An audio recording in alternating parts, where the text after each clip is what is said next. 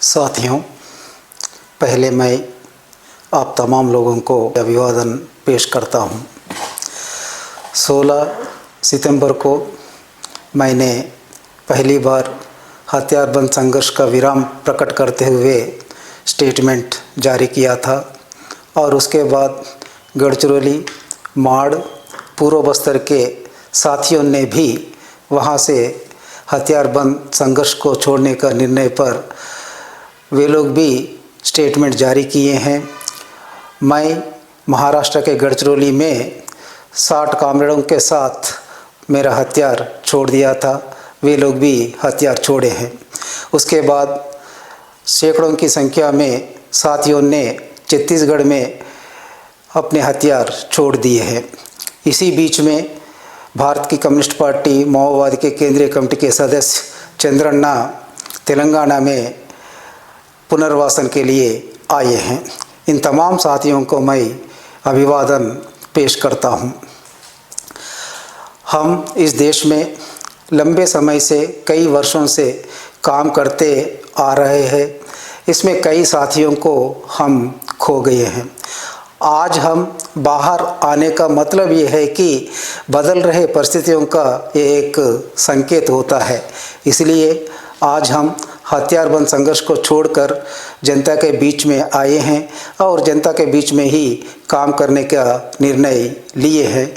हम जिस साथियों को खो गए हैं, उन साथियों के चलते हम ये बदलावों का समझना जरूरी है।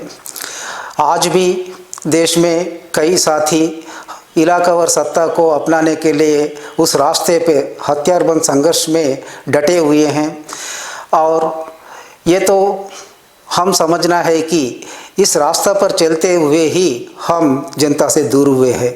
ये उस रास्ता की विफलता को दर्शाता है। लेकिन हमारा सीसी तमाम बदलावों को पहचान रही है, लेकिन हमारी संघर्ष पर बदलाव लाने के लिए तैयार नहीं है। ये उसकी कटमुल्लावाद तरीका को दर्शाता है। इसलिए देश के कोने कोने में काम कर रहे हमारे साथियों से मेरी अनुरोध ये है कि आप तमाम लोग हथियारबंद संघर्ष पर हम आगे नहीं बढ़ेंगे करके हम जो समझे हैं आपके सामने रख रहे हैं। इस पर आप लोग भी निर्णय लेकर हथियार छोड़कर जनता के बीच में आकर काम करने के लिए मैं विनती कर रहा हूं। हम हथियार छोड़ने पर कुछ लोगों ने हमें निंदा करते हुए अलग अलग प्रकार का दुष्प्रचार कर रहा है। गद्दार, नहीं तो कोवर्ट, ऐसा शब्दों का प्रयोग करते हुए निंदा कर रहा है। इसका मैं सरासर खंडन करता हूं। मेरे से पहले कमरेड रूपेश ने भी बहुत विस्तार से इस पर बात किए हैं, इसलिए मैं दोबारा उसमें जाना नहीं चाहता हूं।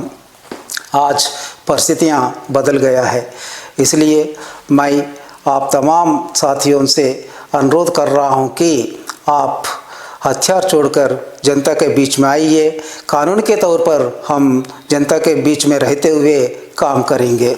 और इसी अवसर पर मैं तमाम देश के बुद्धिजीवियों और जनवादी प्रेमियों और मुख्य रूप से आदिवासी हितैषियों से अनुरोध कर रहा हूं कि हम जो निर्णय लिए हैं, इस निर्णय को आप समझिए और हमारा समर्थन कीजिए।